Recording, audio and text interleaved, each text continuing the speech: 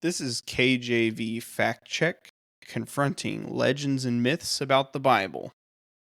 In front of me right now, I've got a graphic I found on some social media somewhere. It says New Version Opposites, and it has Psalm chapter 10, verses 4 and 5. It goes on to say, the King James Bible tells the truth. It matches the pure Bibles around the world, including traditional Greek and Hebrew. The new versions are based on corrupt Greek and Hebrew texts and lexicons that sometimes teach the opposite of the KJV.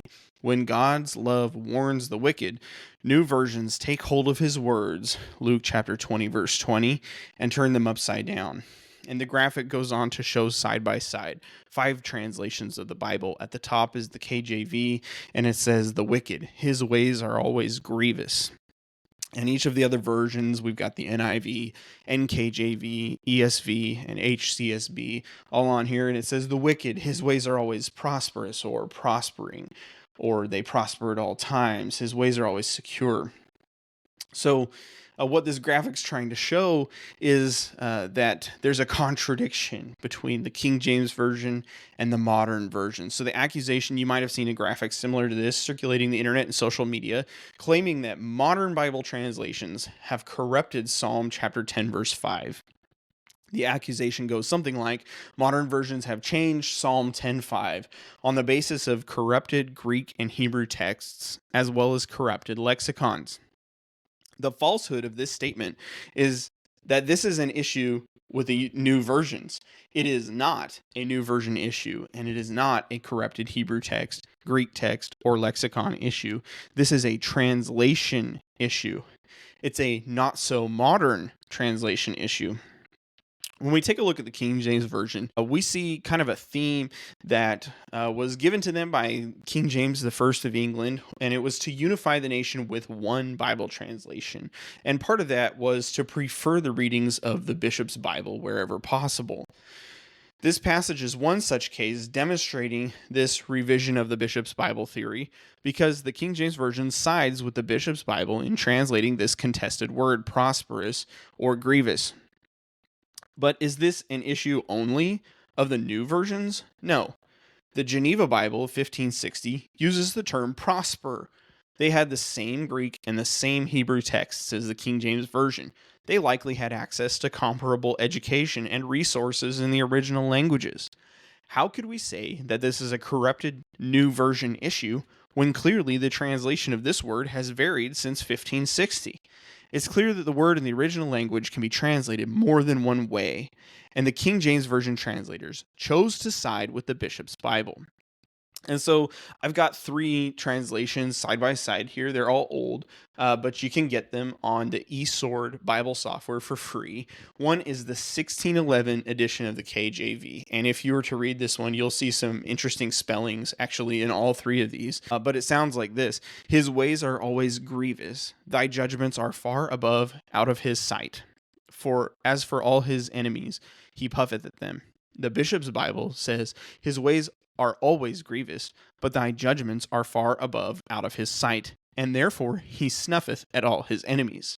The Geneva Bible says, his ways always prosper, thy judgments are high above his sight, therefore defieth he all his enemies. And so we have presented to us here kind of a false dichotomy of lies, that there's only 2 ways and one has to be right and the other has to be wrong. These accusations are further intensified by the likes of Jack McElroy, who constructs accusations that one of the versions must be lying due to their translation of choice. What Mr. McElroy is doing is publicly accusing a group of people, the translators of either one version or the other, of lying. This divisiveness is needless when we understand that 2 or more possible English translations of a word can come from one Hebrew word. A translator does their job by choosing a suitable English word for a Hebrew word. And this isn't telling a lie, it's just translation. Obviously, the King James Version sides with the Bishop's Bible, the translation choice here, while the New King James Version sides with the Geneva Bible translation choice here. This doesn't mean that one or the other is lying. And I've got the graphic in front of me where McElroy accuses the New King James of lying here. So let's take a look at interpreting Psalm 10. If we were to read the whole psalm and consider the logical consequences of these two word choices for interpreting the passage, it'll help us understand which one belongs.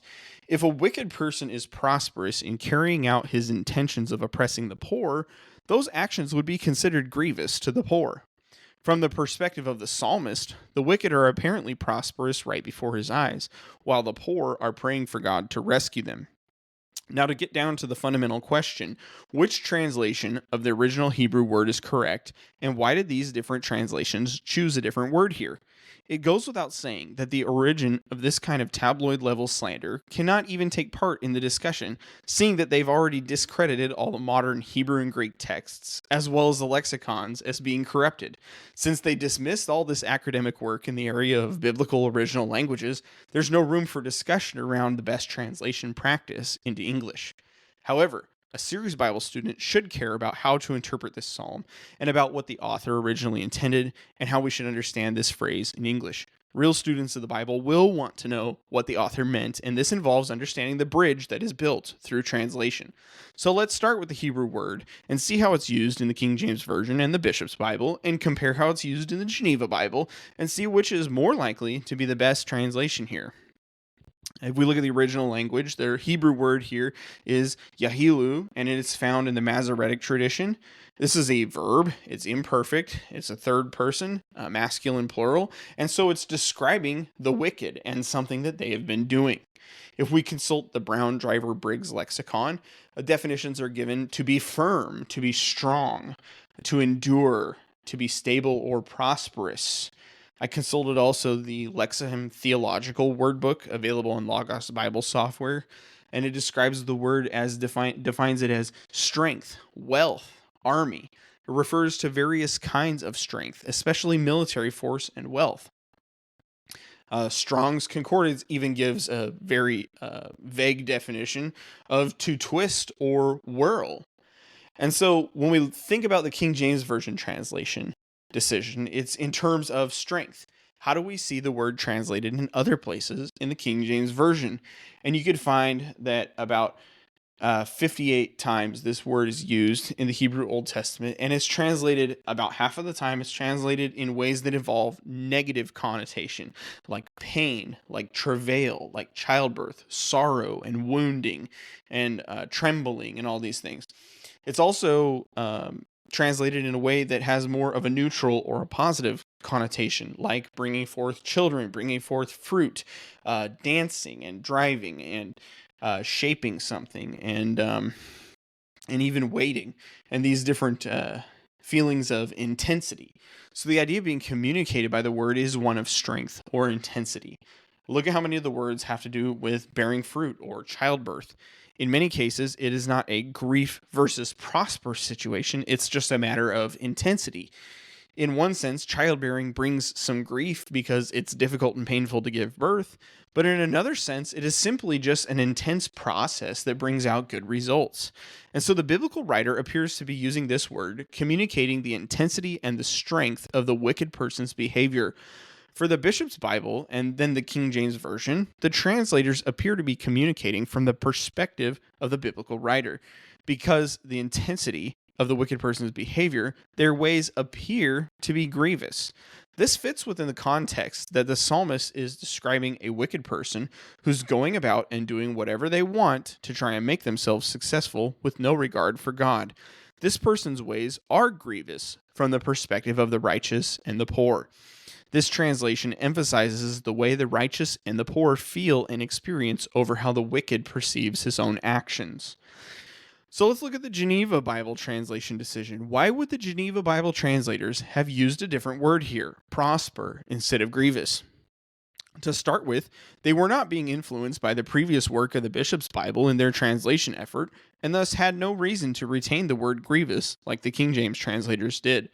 From my deduction, it appears that the Geneva translators used the word prosperous to describe the actions of the wicked, from the perspective of the wicked.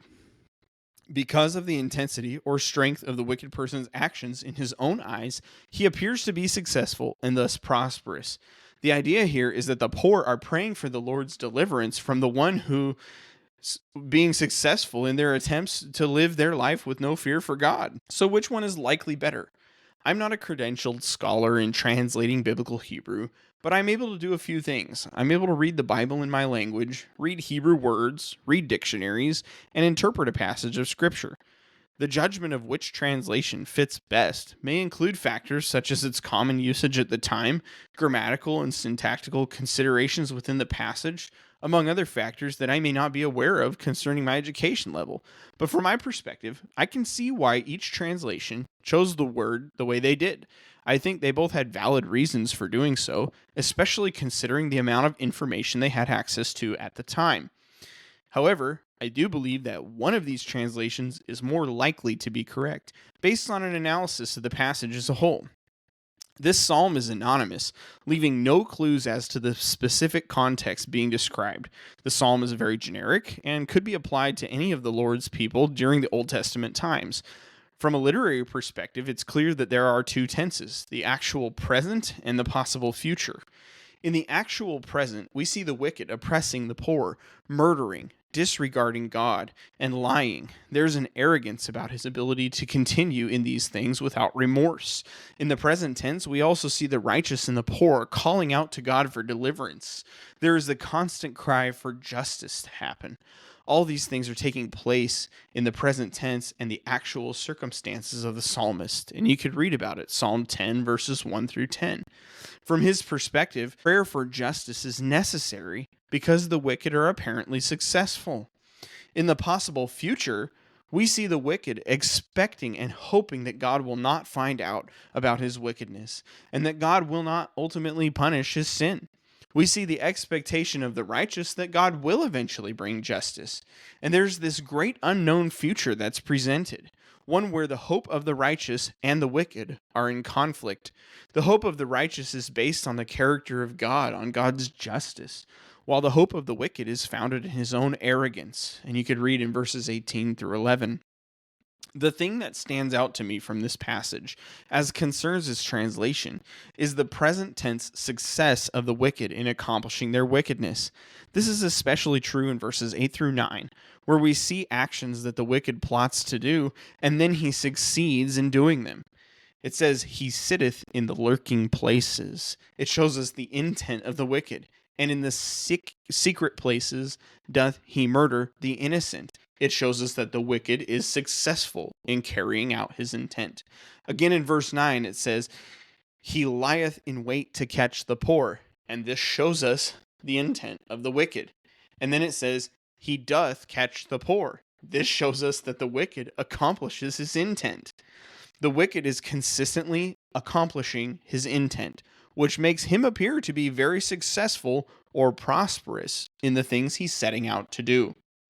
Compare this with the word grievous and ask which better fits the overall idea the author is trying to communicate. The grievousness of the wicked's actions is clear in this passage, but the context itself is trying to paint a picture that in the present tense, the psalmist is seeing the wicked person prospering and that he's praying for God's justice to ultimately come. The prayer is full of the psalmist's inability to reconcile the conflict between the present circumstances and the truth of God's character. It is a misunderstanding at best, and a slander at worst, to teach that the Geneva Bible and other translators were trying to say that the wicked would escape the judgment of God. This is not what any of the translations, what the verse, or the passage teach.